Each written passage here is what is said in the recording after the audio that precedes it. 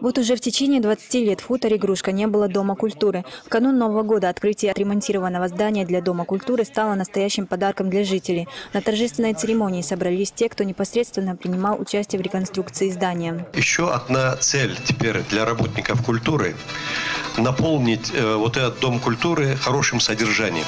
Я имею в виду и танцевальные кружки, и вокальные, и еще там много жанров художественной самодеятельности, которые могли бы быть здесь. Я надеюсь на это очень.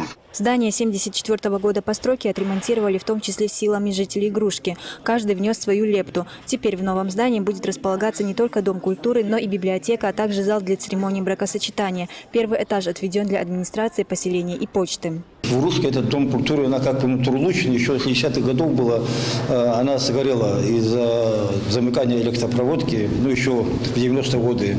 То Дом культуры сгорела, потом начали строить новый Дом культуры, только фундамент поставили, и все знаете, Советского Союза не стало, стройка остановилась. Реконструкция двухэтажного здания стала возможна благодаря международному объединению содействия развитию абазино-абхазского этноса Алашара. Они поняли, что это им нужно, их и детям нужно. И они это делали.